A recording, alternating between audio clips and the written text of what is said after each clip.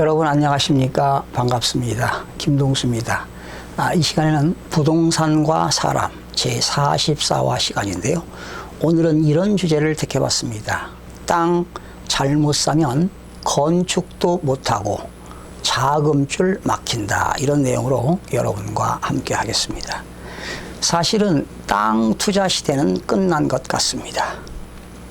과거에 땅을 사가지고 부자 된 사람들이 많지요. 또 토지를 가지고 있었는데 그 토지가 개발을 해서 국가로부터 또는 공공기관으로부터 수용을 당해서 보상금을 받아가지고 진짜 슈퍼리치가 되신 분들이 상당히 많았습니다. 그러나 이제는 개발 시대는 끝난 것 같습니다. 이제는 대한민국의 땅은 관리 시대가 온 것 같습니다. 우리나라 토지 이용 규제 기본법이라는 게 있습니다. 토지 이용 규제 기본법이 있습니다. 그러니까 토지를 이용하는데 규제하는 것이지요. 이 토지 이용 규제 기본법에는 무려 그 지역과 용도 지역과 용도 지구를 지정하는 법률만 해도 233개의 법률이 있습니다.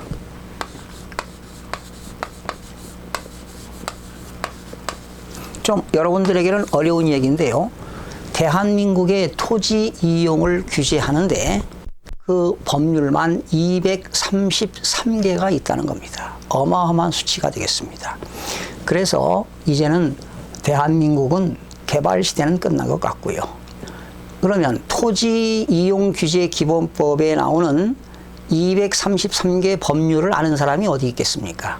제가 10년 전에 이 법률, 토지 공법에 관한 법률을 5년 동안에 걸쳐서 집필을 한 적이 있는데요. 참 힘든 집필을 했습니다. 예를 들어서 우리나라 건축법, 건물을 지으려면 건축법이 되겠죠? 233개 법률에도 하나의 법률, 건축법이 들어가는데 건축법 제18조에 보시게 되면 18조는 건축 허가 제한이라는 게 있습니다.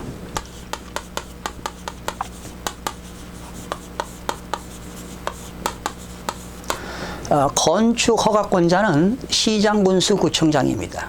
그러나 층수가 21층 이상이거나 연면적이 합계가 10만 제곱미터 이상일 때는 특별시장, 광역시장, 도지사로부터 건축 허가를 받게 됩니다. 그런데 건축 허가 제한이라고 하는 것은 국토교통부 장관이 국토 관리를 위해서 특히 필요하다고 인정하는 경우에는 이런 경우입니다. 국방이라든가 또 문화재 보호법에 의한 문화재 보존, 또 환경 보존, 또는 국민 경제를 위하여 특히 필요하다고 인정되는 경우에는 건축 허가권자가 건축 허가나 허가받은 건축물 착공을 제한할 수 있다. 그러니까 건축 허가가 제한된다는 겁니다. 땅을 잘못 사게 되면 건축 행위를 할 수가 없다는 것입니다. 또 건축법 제60조에 보게 되면 이런 게 있습니다. 건축물의 높이 제한이라는 게 있습니다.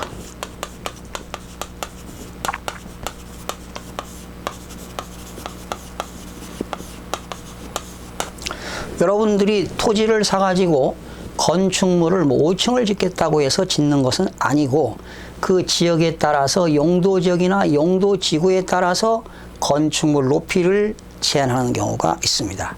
특히 허가권자는 가로구역이라는 게 있습니다. 가로구역.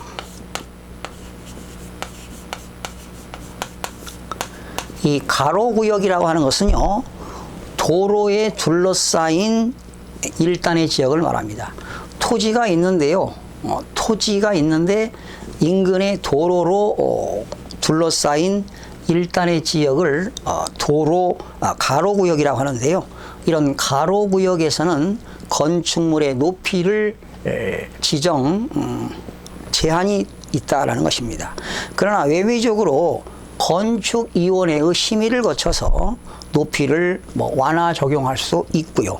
또는 특별시나 광역시 조례로 지방의회 조례라는 것은 지방의회가 제정한 법규를 조례라고 하는데 특별시 조례라든가 광역시 조례로 정할 수도 있긴 있습니다. 그래서 이렇게 건축 행위가 어려운 경우도 있다. 또 우리가 여러분 맹지라고 들어보셨죠? 맹지.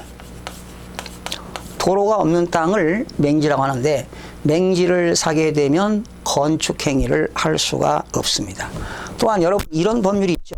개발 제한 구역의 지정 및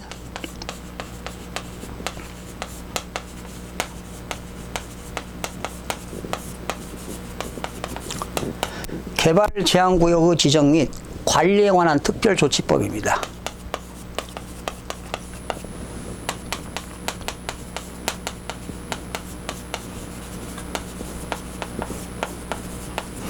여러분들이 그 개발 제한 구역에서 토지를 사게 되면 개발 행위를 할 수가 없습니다.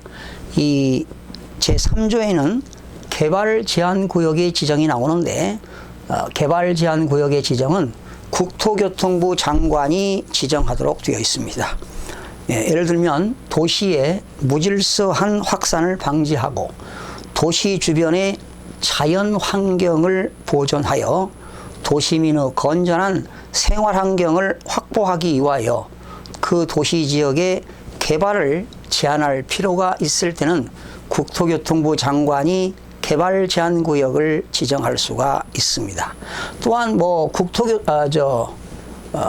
국방부 장관 요청으로 보안상 도시의 개발을 제한할 수 있다고 인정되면 역시 개발 제한 구역의 지정 및 해제를 도시군 관리 계획으로도 결정할 수가 있기 때문에 이런 개발 제한 구역에 토지를 잘못 사게 되면 개발 행위를 할 수가 없습니다. 이 개발 제한 구역에서는 콩나물 재배만 가능합니다. 일정 구역에서 콩나물 재배만 가능하고 개발 행위를 할 수가 없습니다.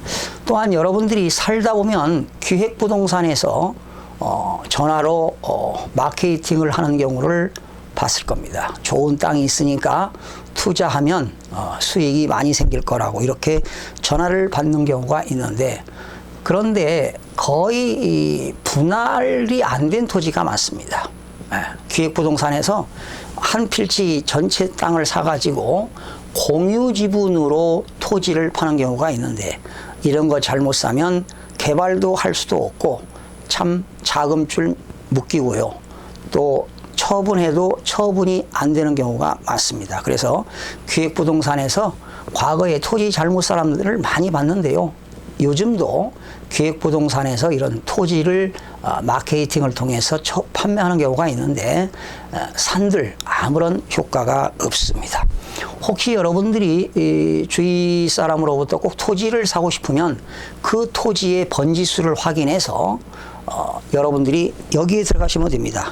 토지 이용 규제 정보 서비스입니다. 루리스 토지 이용 규제 정보 서비스에 들어가세요. 인터넷에 이렇게 치면은 루리스입니다. LURIS Land Use Regulation Information Service인데요. 이런 토지 이용 규제 정보 서비스에 들어가셔서 토지 지번을 치시면 용도구역과 용도지역, 토지 그 용도지역에 대해서 자세하게 나오고요. 토지 모양까지 나옵니다. 현황도로가 있나 없나, 건축행위를 할 수 있나 없나 이런 걸 잘 보셔야 되고요. 농사를 짓는 사람들은 당연히 이 전을 사겠죠. 전이나 답을. 그런데 임야 같은 거, 산 같은 거요. 이런 보존산지에 있는 이런 임야 같은 거 사면은 뭐 개발행위를 할 수 있지만 잘못 사면 자금줄도 맡기고 개발도 못하고 이렇게 돈이 묶이는 경우가 있고요. 처분이 전혀 안 됩니다. 지금 전국적으로 토지도 경매가 무지하게 많이 나오는데 사실은 거래가 활발하게 이루어지지 않고 있습니다. 그래서 앞으로는 토지 투자를 잘못하면 자금줄 막히고요.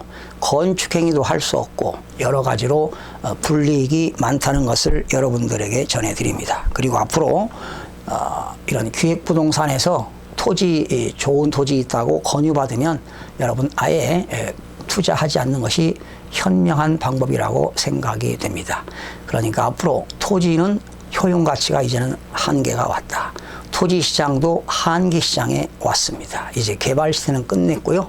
이제 관리 시대가 왔기 때문에 토지 사가지고 얼마 전에 남북 간의 그런 교류 때문에 경기도 파주 그리고 강원도 고성에 땅값이 지가가 상당히 올랐죠. 5% 6%씩 이렇게 올랐는데 개발된 땅은 그렇게 많지는 않습니다. 그래서 함부로 토지를 투자하는 것이 올바른 방법이 되겠고요.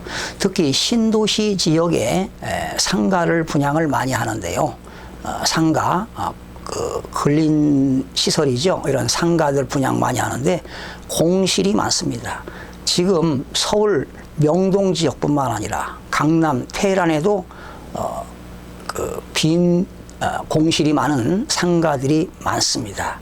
앞으로 600만 자영업자 시대에서 이런 자영업자들이 영업이 안 되기 때문에 폐업을 하게 되면 상가는 공실이 될 수밖에 없습니다. 이때는 건물의 주인 임대인과 임차인이 상생해서 임대료도 좀 낮추고 서로 상생하는 그러한 경제 원리로 가야지 임대인이라고 해서 무작정 집세만 올려서는 안 될 겁니다.